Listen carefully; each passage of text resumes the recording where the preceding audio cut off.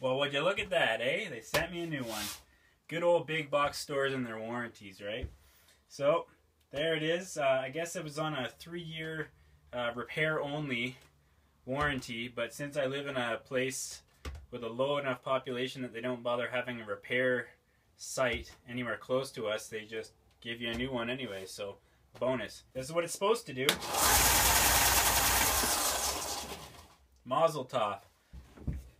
Brand new high-vis fluoro blue paint job, which I don't get. It makes it look even cheaper than it actually is, but whatever. The second piece of really good news is this morning I dropped in on a real live 2x72 actual pro style belt grinder for the workbench, and it's not one of the really expensive $3,000 models.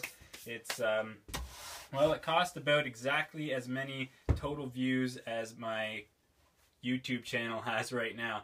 So if YouTubers got paid $1 per view, I'd be laughing, but that's not even close to the case. So it's a big investment, but I think I'm not planning on quitting doing this anytime soon. So I thought I'd just drop in on something that's gonna last for a lot longer than this guy will, and it's the new belts, the 2x72 belts. This is a 4x36. The 2x72s come in a wide variety of materials and grits and things like that. This one you can get up to 120 grit, but the 2x72s you get into ceramics and all kinds of structured abrasives, and they get up into super high, like 600 grit, or even higher than that if you get into some of the synthetically created structured abrasives. They get up into really, really high grits, which is cool if you want to get into like polished finishes and stuff like that. They're not that much more expensive for how much more life you get out of them, so it's worth it in the long run for that.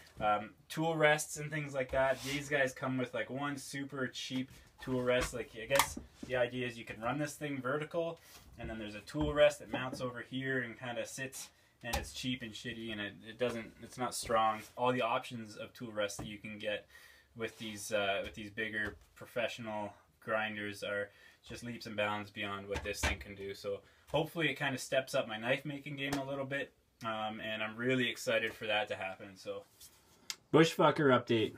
This little unit has been by far the most popular thing to come out of this shop, myself included. I've got so many people who've been asking about this thing. What's it for? What does it do?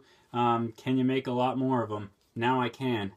I've got a whole bunch of these guys, more processor bars. I was able to wrangle myself a pretty sweet deal with the help of a couple of buddies. The guy who's using them and abusing them and then getting rid of them has a whole bunch more for me. So bars that I'm getting so far are not the same size as the one that I made this guy out of. So overall length of this one is about 25 inches. I think what I can get out of these bars is closer to, I could probably do like a, if I stretched it I could get like a 22.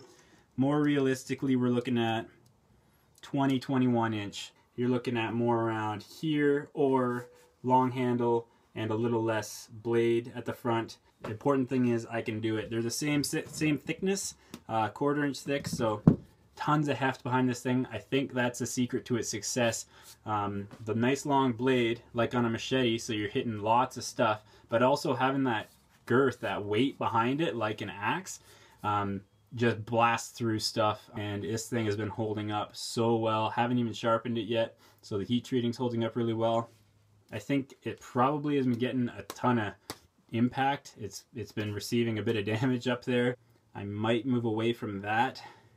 I might stop the handle back a little bit just for that purpose, because just to protect the wood, because it's taking a ton of impact right up there.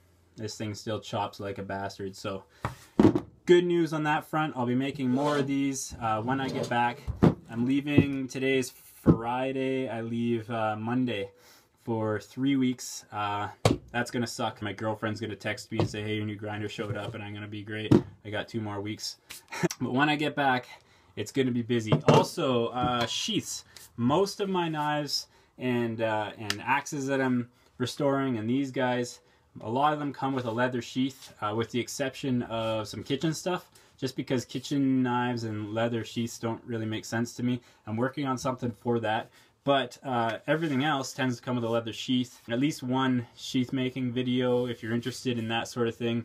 I'll at least walk you through how I do it. A blacksmith down in Georgia, he's got a YouTube channel called Purgatory Ironworks. He's awesome. He's got a straight up southern accent that's just super fun to listen to. He walks through how he makes a really simple leather sheath, and that's what made it click for me, and I thought that's doable. And so I made one just like he said to do it, and it worked from there. So it's not that difficult to do. It's really approachable, and I'll show you just how easy it can be, and we'll go from there for that. One other thing I wanted to mention about the bushfucker and where it's going in the future is I'm planning on doing some smaller versions of it anyways. And I've got a lot of buddies who ride mountain bikes, so something smaller, lighter weight that they can just pack with them, so if they come across a section of trail that needs to be tuned up, they can do so.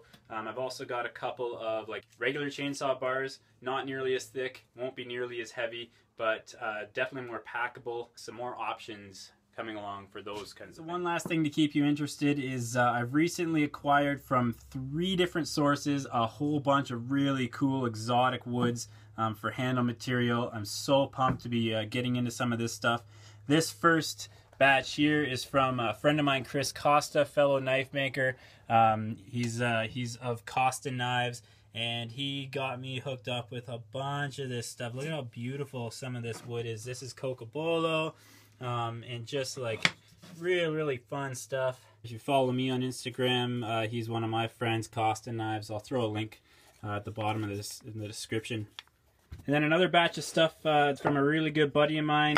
He's also on Instagram, Scotty Douglas, Mr. Scotty Douglas. He does some crazy woodworking, does all kinds of awesome furniture, beautiful turning and everything like that. Like he makes stuff that you can't even dream up. It's amazing. So he's got a couple pieces of tool up here for me. He believes this one's teak, so that's pretty cool. And a couple others that he told me what they were, and I wrote them down because I always forget. So just some gorgeous dark stuff here.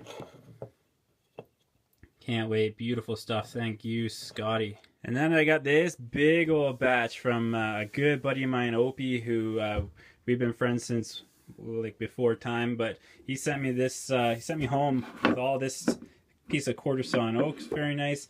This one's a piece of ironwood. I'm interested to see how that one works out. Can't even remember what this one is, but as you can see, it's beautiful. I'll have to get back in touch with him and ask him what that one's called. And this is a piece of 6/4 Jatoba.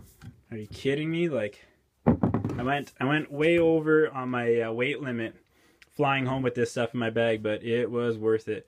So Opie's not on Instagram, but he's definitely up on the internet, and I'll put a link to his stuff down below as well. So thanks for keeping up with my videos, and I'm really stoked. As you can tell, I'm chomping at the bit to get back here and get working on some of this stuff. I'm really excited to see how some of these woods work out, and to get onto those bushfuckers that you know, everybody wants. I'm so pumped to get those into a lot of people's hands.